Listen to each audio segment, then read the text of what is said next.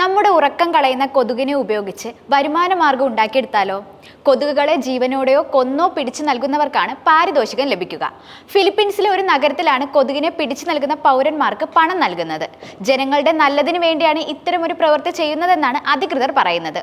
Central മനിലയിലെ മണ്ഡലൂവോങ് നഗരത്തിലെ ബരാച്ചി hills ഗ്രാമത്തിലാണ് ഇത്തരത്തിലുള്ള വിചിത്രമായ നിയമമുള്ളത്. ഏകദേശം 1,00,000-ലധികം പേരാണ് ഇവിടെ താമസിക്കുന്നത്. ഓരോ 5 കൊതുകുകൾക്കും 1 പെസോയാണ്, അതായത് ഇന്ത്യയിലെ ₹1.50. ജീവനോടെയുള്ള കൊതുകിനെ കൊണ്ടുപോയാൽ അവർ അൾട്രാവയലറ്റ് ലൈറ്റ് ഉപയോഗിച്ച് കൊല്ലും. ഈ പദ്ധതി ആരംഭിച്ചതിനു ശേഷം നിരവധി കൊതുക് വേട്ടക്കാർ ഗ്രാമത്തിൽ ഉണ്ടായെന്നാണ് അധികൃതർ പറയുന്നത്. 45-കാരനായ മിഗുവൽ ഏകദേശം 45 കൊതുകിനെ പിടിച്ചു നൽകിയിട്ടുണ്ട്. ഈ പ്രതിഫലം തനിക്ക് കോഫി വാങ്ങാനുള്ള പണം നൽകുമെന്നാണ് അയാൾ പറയുന്നത്. ഇത്തരം ഒരു പ്രവൃത്തി തുടങ്ങിയിട്ട് 1 മാസത്തോളം ആയിട്ടുണ്ട്. ഈ പ്രവൃത്തി ഗ്രാമത്തിൽ തുടങ്ങാൻ കാരണം കൂടി വരുന്ന കൊതുകുജന്യ രോഗങ്ങൾ തന്നെയാണ്. ഫിലിപ്പീൻസിൽ ഡെങ്കിപ്പനി ബാധിക്കുന്നവരുടെ എണ്ണം വർദ്ധിച്ചു വരുന്നത് കൊണ്ടാണ് ഇത്തരത്തിലൊരു പ്രതിരോധം ആരംഭിച്ചത്.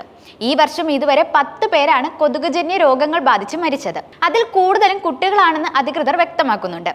1769 പേർക്കാണ് ഗ്രാമത്തിൽ അസുഖം ബാധിച്ചിട്ടുള്ളത്.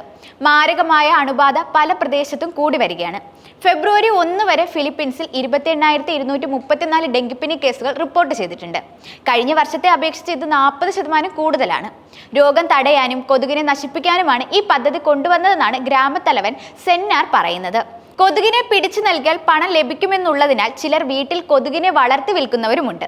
ഡെങ്കിപ്പനി കേസുകളുടെ വർധന കുറയുമ്പോൾ പണം നൽകുന്നത് അവസാനിപ്പിക്കാനാണ് അധികൃതരുടെ തീരുമാനം.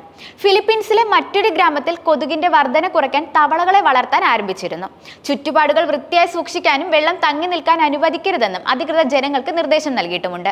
ഈഡിസ് കൊതുകുകൾ പരത്തുന്ന ഡെങ്കി വൈറസ് മൂലമുണ്ടാകുന്ന രോഗമാണ് ഡെങ്കിപ്പനി. കെട്ടിക്കിടക്കുന്ന വെള്ളത്തിലാണ് ഇത്തരം കൊതുകുകൾ മുട്ടയിട്ട് വളരുന്നത്. കൊതുക് വഴി മാത്രമേ ഡെങ്കിപ്പനി ഒരാളിൽ നിന്നും മറ്റൊരാളിലേക്ക് പകരുകയുള്ളൂ.